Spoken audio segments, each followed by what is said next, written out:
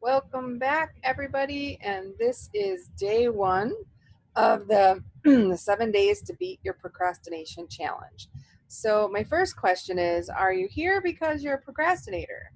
Well, I'm going to admit right now, I know I am. And sometimes I really don't think I have an idea why I don't want to get something done.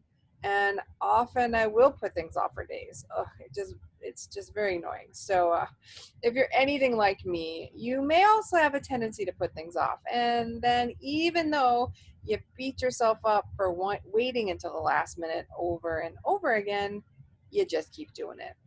I mean, how far in advance did you know you were going on vacation? Pretty sure you had at least a week or two's notice.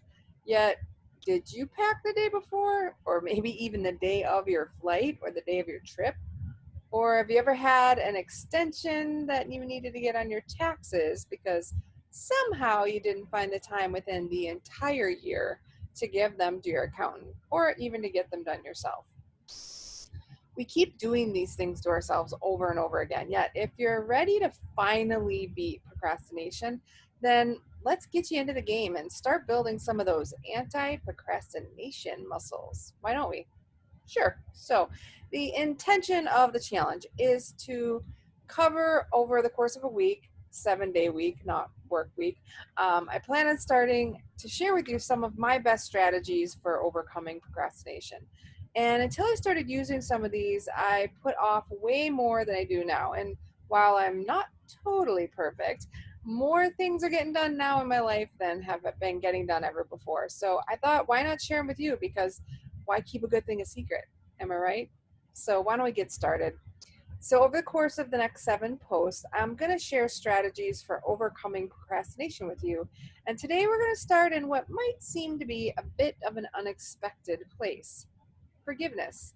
Yeah, I know. I know it seems like a strange place to start, but it really is an important first step. I mean, consider these reasons why forgiving yourself for procrastination should always be the first step. And then maybe just make a decision for yourself. Just don't put it off. So here's the thing. There's nothing you can do about the past except perhaps learn from it. And beating yourself up for not following the potentially unrealistic plan you made in the first place for reaching what was more than likely an improperly formed goal doesn't really do you any good. In fact, it does quite the opposite.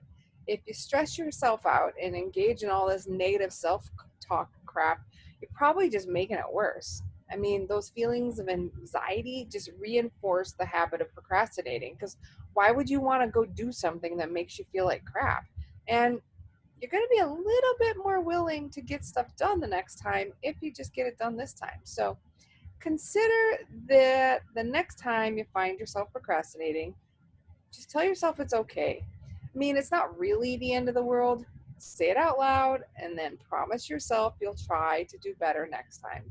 Trying is the important keyword here. And I know some people are like, don't say try, just do.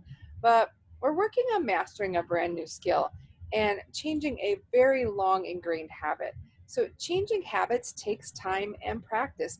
And of course, failing again and again. Yeah, failing. First of all, I'd like to reframe that a bit. It's not failing. I like to call it feedback. And essentially, it's part of the learning process. I mean, you wouldn't tell a toddler to stop trying to learn how to walk if they kept falling down, would you? No, I don't think so. And look, I get it. You feel frustrated at times about your lack of progress. However, it's normal. If you can, tap into that frustration, maybe use it for a little motivation. Vow to try again to do better. Look at your mistakes. What might have caused you to procrastinate this time?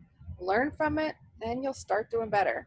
Very often, change work starts with awareness. That may be where you are right now. You might first have to learn to be aware of what triggers you to procrastinate. And if you still procrastinate, but you now have an idea of what triggers it, then you actually did move one step closer than to ending your cycle. I mean, it's a good thing.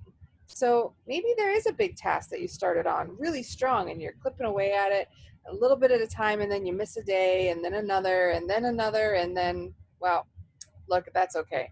Not great, but okay. You did well for a while and it was good practice. And maybe this particular experience taught you that you can't allow yourself to skip more than one day in a row on an ongoing project. So first you learn to be aware, then you got some momentum, then you hit an obstacle. The good news is now you know the trigger and you know at least one ineffective strategy for staying on task. You can now avoid that particular strategy and work to see if you can find one that's more effective. There's always something new to learn whenever we fail. It's all feedback after all. So if we fail at something or we slip back into a bad habit, at the very least, we're able to figure out that something isn't working for us. Maybe you'll do better with three or less to-dos on your list.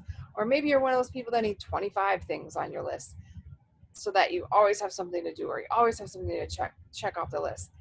But the thing is you're not going to know until you try. You're not going to know until you get feedback. So all of this is just to say start with forgiveness. First, you forgive yourself for procrastinating so you can move on and practice some more. And once you forgive yourself, you can do that. If you are feeling like you could use a little bit more support than just a 7-day challenge, just set up a free call with me and let's find some strategies that do work for you to help you stop procrastinating. You'll find the link in the comments. And if you missed the opt-in, there's also a link for that in the comments. And I also put a link to the welcome video for you as well. All right, everyone, happy first day of anti-procrastination. And remember, it all just starts with a little bit of forgiveness. Bye.